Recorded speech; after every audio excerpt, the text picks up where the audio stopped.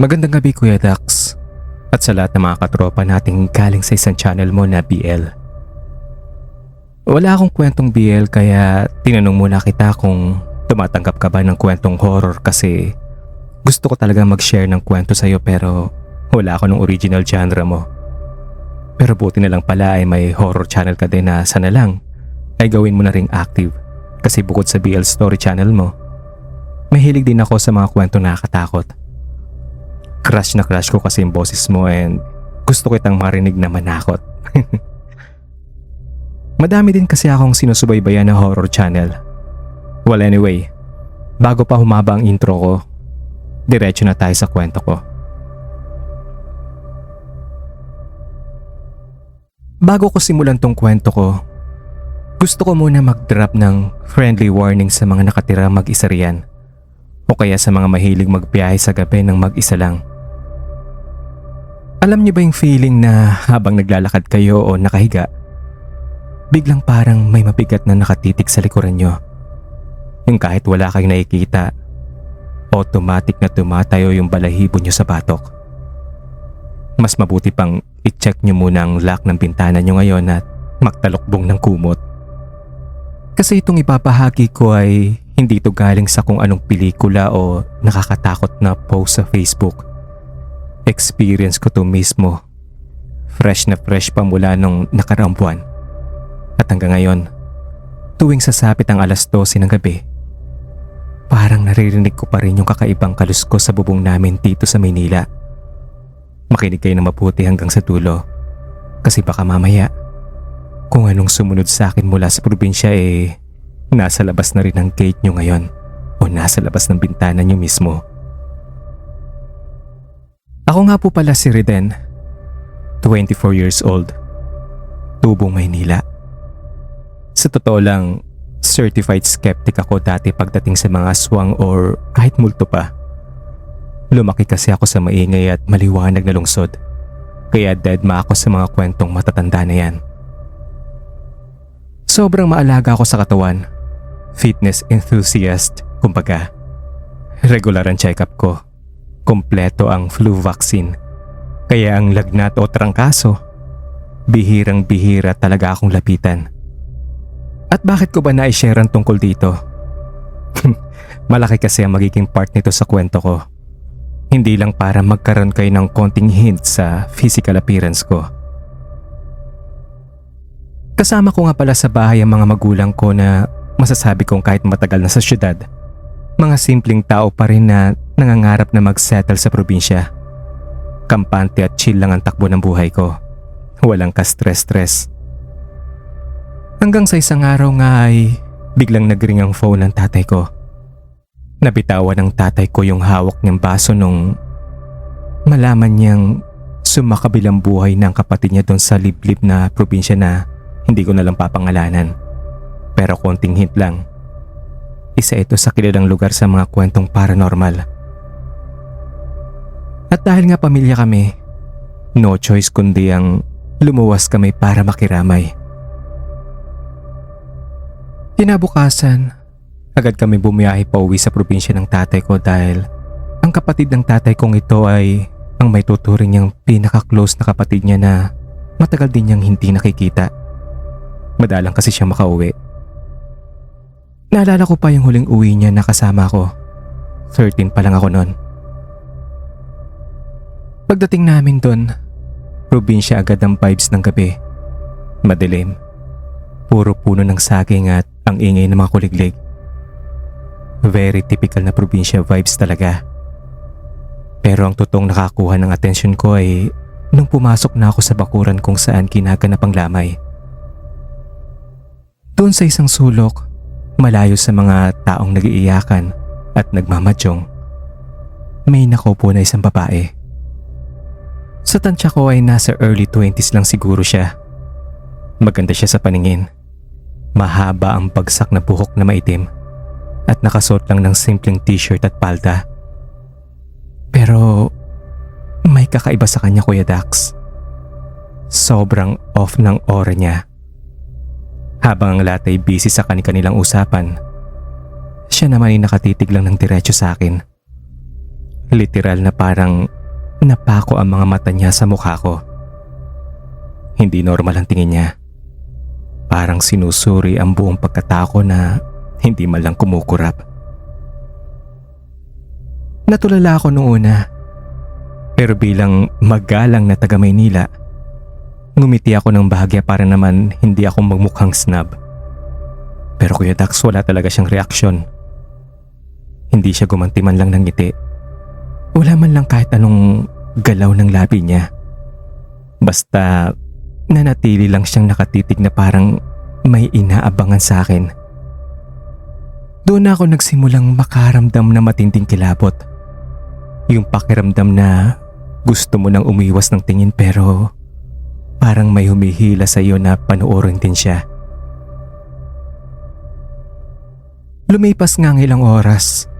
Sumapit na ang madaling araw pero hindi pa rin nababawasan ang bigat ng titig ng babaeng yun sa akin.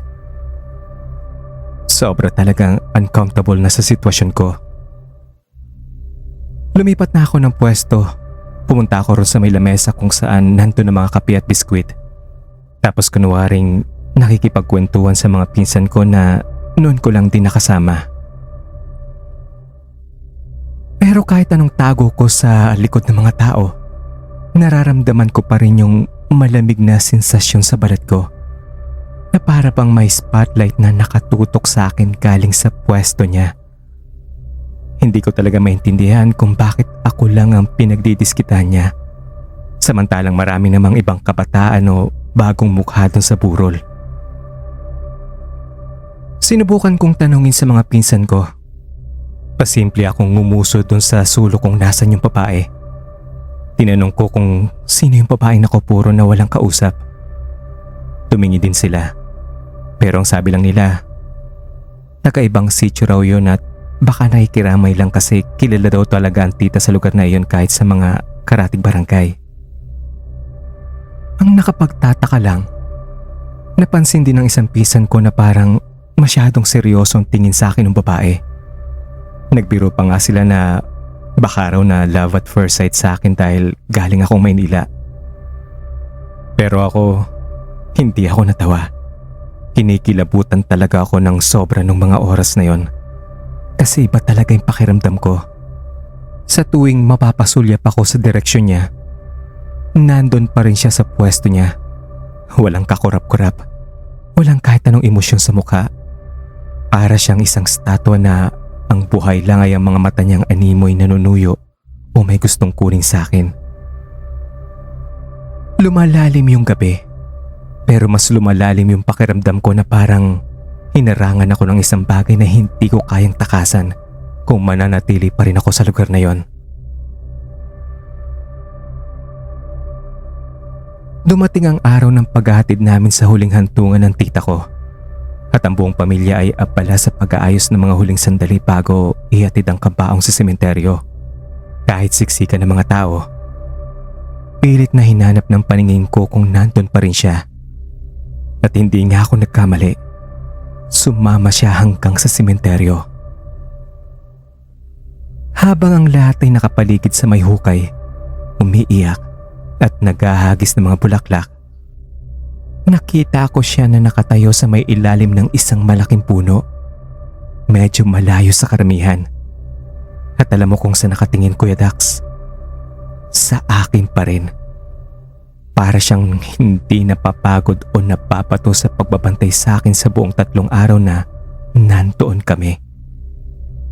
Para tuloy gusto ko na siyang lapitin at sabihin na hindi kami talo.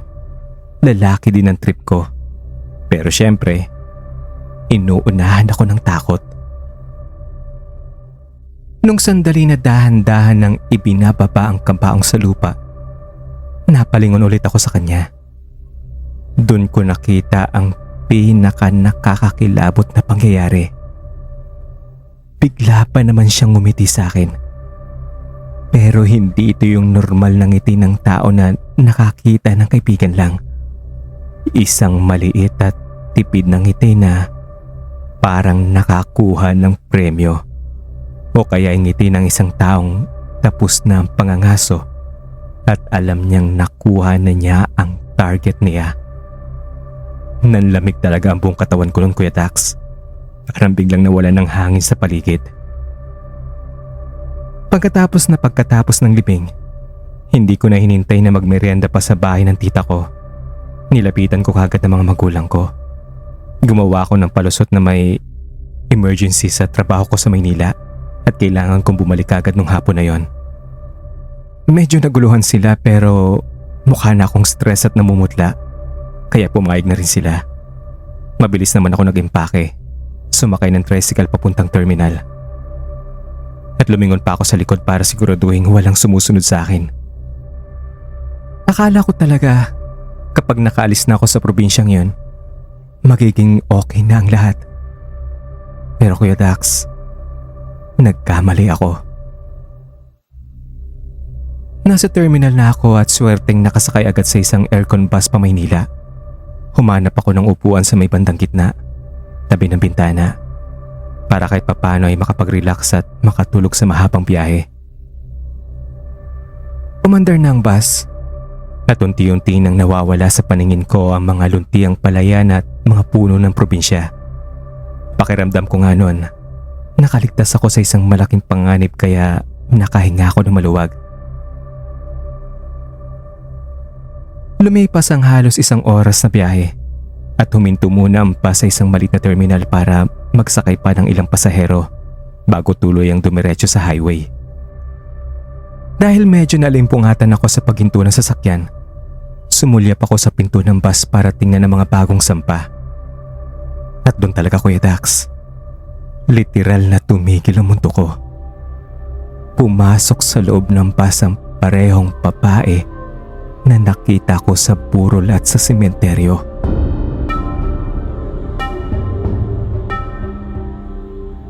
Wala siyang dalang kahit anong bag. Nakasuot pa rin ang parehong damit at dahan-dahang naglakad sa aisle ng bus. Umupo siya sa may pantang likuran.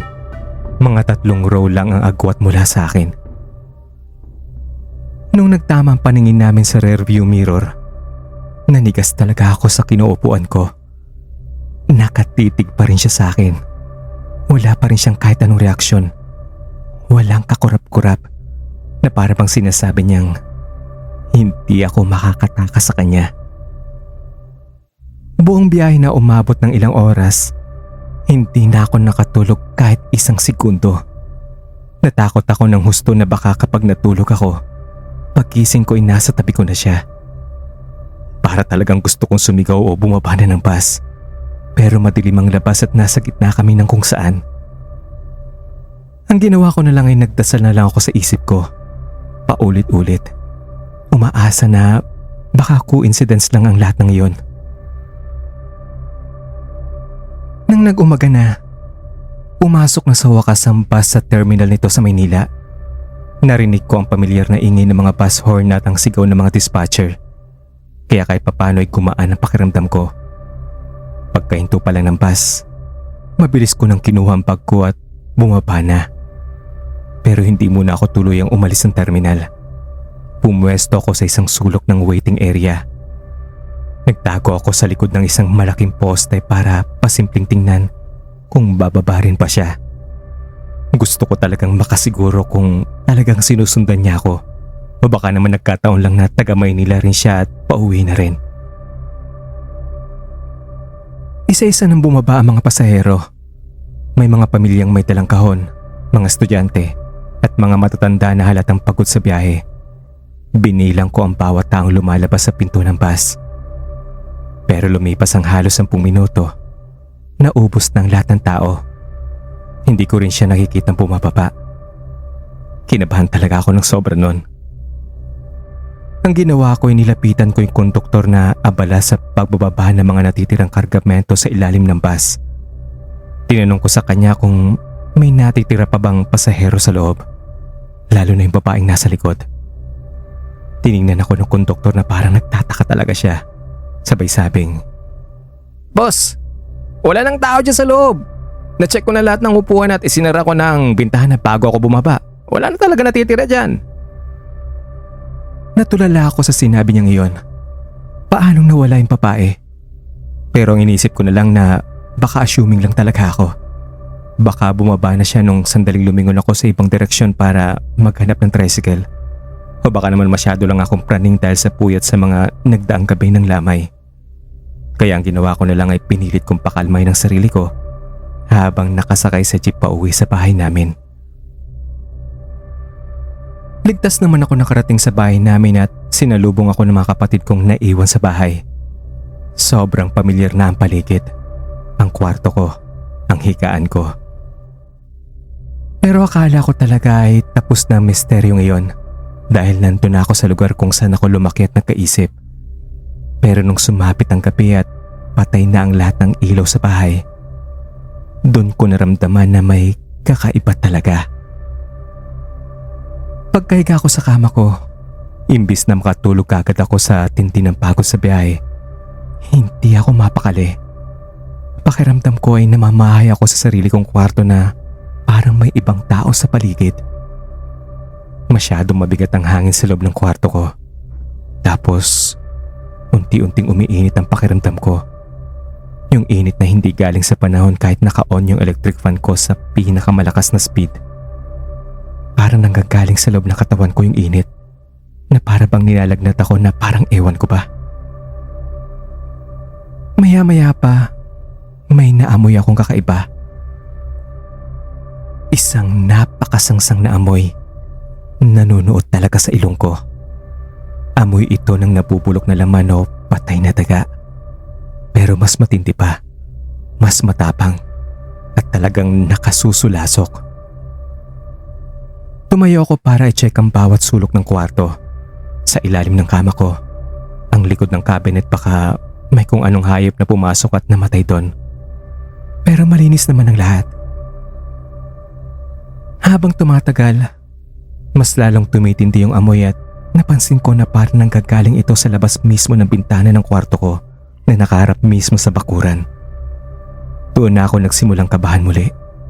Yung takot na akala ko na iwan ko na sa probinsya, biglang bumalik ng mas matindi sa loob ng sarili kong tahanan. Dahil hindi ko na talaga kayang tiisin yung tindi ng amoy at ang kakaibang init sa loob ng kwarto ko, nagpasya ako lumabas muna para makalanghap ng sariwang hangin. Lumabas ako sa balkonahe ng bahay namin na matatagpuan sa ikalawang palapag. Tahimik ang buong paligid ng oras na yon. Madilim ang kalsada at tanging ang liwanag mula sa streetlight ang nagbibigay ng konting anino sa aming bakuran. Sa tapat mismo ng balkonahe namin, may isang malaking puno na matagal nang nakatanim doon. Hindi pa nga yata ako ipinapanganak ay nando na yon. Habang nakatayo ako at sumasamsam ng sariwang hangin, may napansin akong isang malaking maitim na bagay na nakadapo sa isang malalaking sanga ng puno. Alam ko at sigurado kung hindi parte iyon ng puno kasi palagi ako nakatambay doon. Noong una, inisip ko na baka malaking ibon lang yon. Kaya pinagmasdan ko ito ng mabuti para makasiguro ako. Pero habang dahan-dahang umaakma ang mga mata ko sa dilim, unti-unti namang lumilinaw sa paningin ko ang totoong anyo ng nilalang na iyon. Natulala ako sa tindi ng takot, Kuya Dax. Hindi ko maintindihan kung paano nangyari yon. Hindi ito isang normal na ibon lang. Hugis tao ito na may mahabang buhok na nakalaylay. May dalawang kamay na may matatalas na kuko na nakakapit sa sanga. At kakalahati lang ang katawan nitong nanton. Habang may malalaking pakpak na parang sa paniki na nakatupi sa likuran nito. At ang pinakamatindi sa lahat, dahan-dahan itong lumilingon sa direksyon ko. Sa ilalim ng liwanag ng buwan, nakita ko ang dalawang mapupulang mata na nakatitig sa direksyon ko. Ang parehong titig na nakita ko sa babaeng nasa burol sa probinsya. Sa sobrang tindi ng takot ko ng mga sandaling yon, hindi man lang ako nakasigaw. Parang nawala ng lakas sa mga binti ko at nanuyo ang lalamunan ko. Pero pinilit ko pa rin ihakbang ang mga paa ko para tumakbo papasok sa loob ng bahay namin. Dire-diretso ako sa kwarto ko. Agad kong isinarado ang pinto at ibinalandra ang double lock nito. Lumapit din ako sa bintana. Mabilis ko itong isinara ng mahigpit at ibinaba ko ang makapal na kurtina para siguraduhin walang anumang makasilip o makakapasok mula sa labas. Pagkatapos nun ay sumubsob ako sa kama at nagtalokbong ng makapal na kumot mula ulo hanggang paa habang nanginginig ang buong katawan ko sa tindi ng nerbiyos. Habang nakatalokbong ako sa ilalim ng kumot, narinig ko ang isang tunog sa itaas na hinding-hindi ko malilimutan habang buhay. Isang matalim na gasgas sa may bubong ng aming bahay na sinundan ng mabibigat at dahan-dahang kaluskos na parang may kung anong nilalang na naglalakad sa itaas ng mismong siling ng kwarto ko.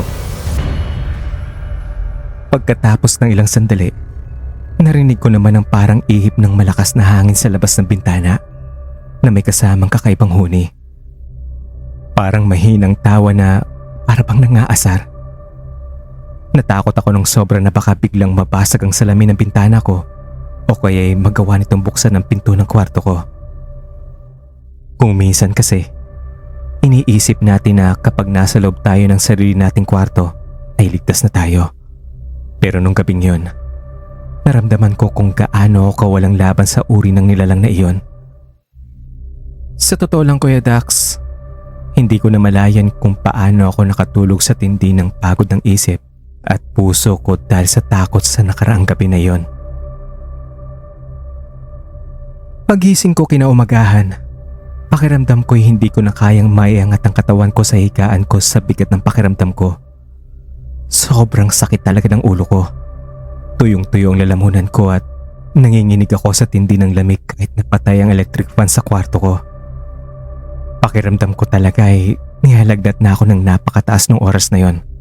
Di ba sabi ko nga sa inyo, napakabihira akong magkasakit dahil sa alaga ko ang kalusugan ko. Regular ang check-up ko at kumpleto mga flu vaccine ko. Kaya hindi ko matandaan kung kailan ako huling naging ganon kahina o kabilis kapitan ng sakit. Parang may kung anong bagay na humigop ng lahat ng lakas ko sa katawan ko habang natutulog ako. Nga pala Kuya Dax, nakauwi na din pala mga magulang ko ng mga panahong ito kasi nag-aalala daw sila dahil nabanggit din ng mga pinsan ko na parang hindi ako okay nung malis ako dahil nga sa umaligid na babae sa akin.